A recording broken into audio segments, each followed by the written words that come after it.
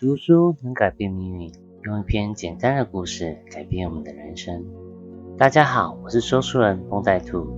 人会外遇是因为生理与心理上的欲求不满吗？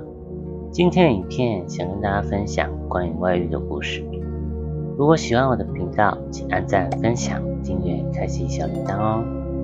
前几天看到电视节目，偶然访问到一位女生，聊天过程中，当询问女生有没有男朋友，她一时间像是有苦难言，犹豫一阵子之后才说，自己前阵子才刚分手，原因是发现交往的男生已经结婚了。原来在他们交往前，那个男生故意隐瞒已经结婚的事实，而且有了小孩子。后来听着那个女生自责地说着，没有想过自己竟然成为婚姻的第三者。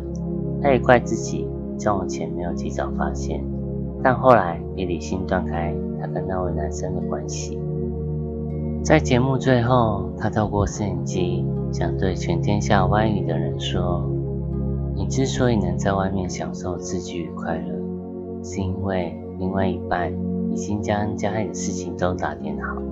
如果不是这样，你无法安心的在外面过着不一样的生活。所以请好好珍惜你的家庭，别让家人伤心难过，应该和他们一起好好快乐的生活。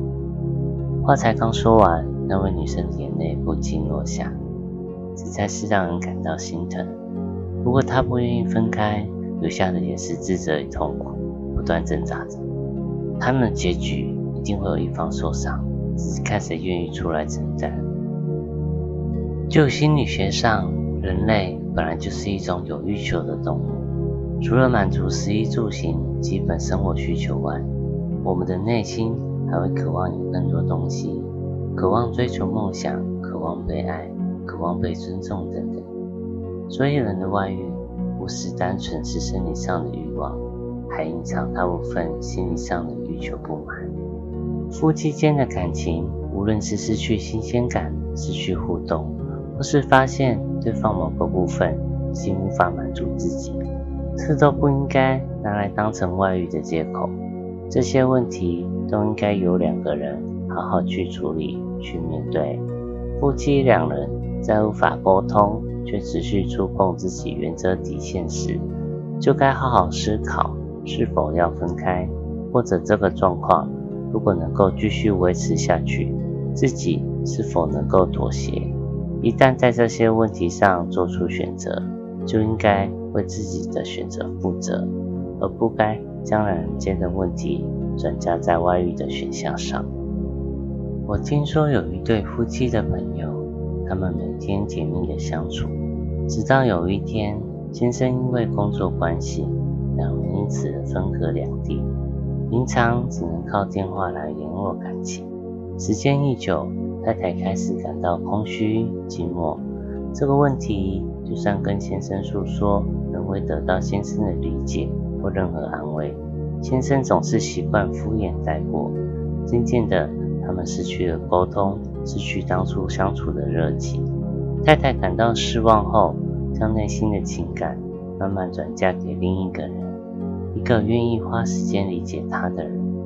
就在这对夫妻在处理原本沟通的问题前，直接演变成外遇而分开。以旁观者的心态来看，其实双方好像都没有错，一个已经错失在沟通的机会，另一个遇到愿意用心理解自己的人。婚姻关系本来就需要经营，而且需要靠两个人用心慢慢栽培。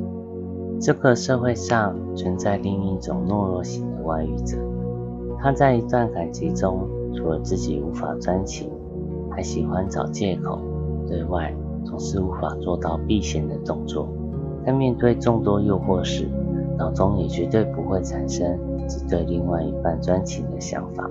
这种人只想要鱼与熊掌兼得，就算对现有关系不满，也没有处理问题的能力和勇气。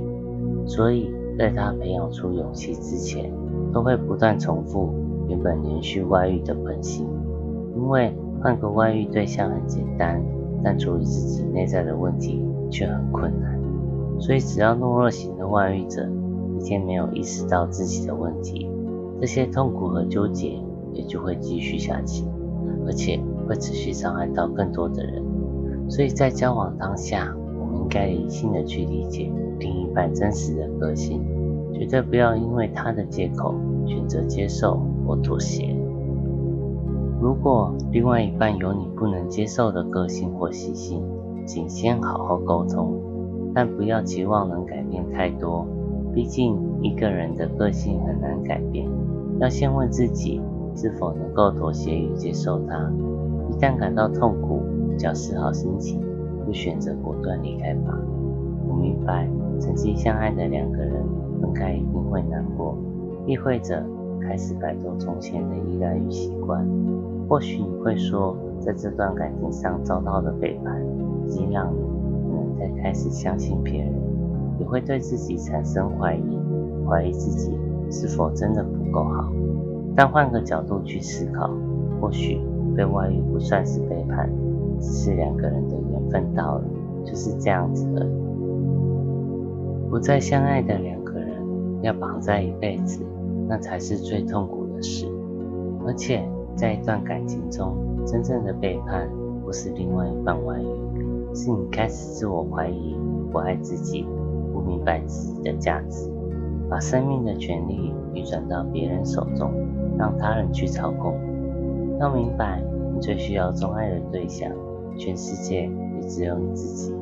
所以无论发生什么事，都不要背叛自己，违背自己的心愿与想法。记得，爱自己一辈子才是该给自己的承诺，不必急着去寻找别人来爱你，也请先懂得学习爱自己，也才能懂得如何去爱别人。愿我们的感情一切都能平安顺利。其实劈腿跟外遇的情境很像，但劈腿最后大多只是分手的问题，但外遇却面临离婚、家人意见、别人看法等等问题。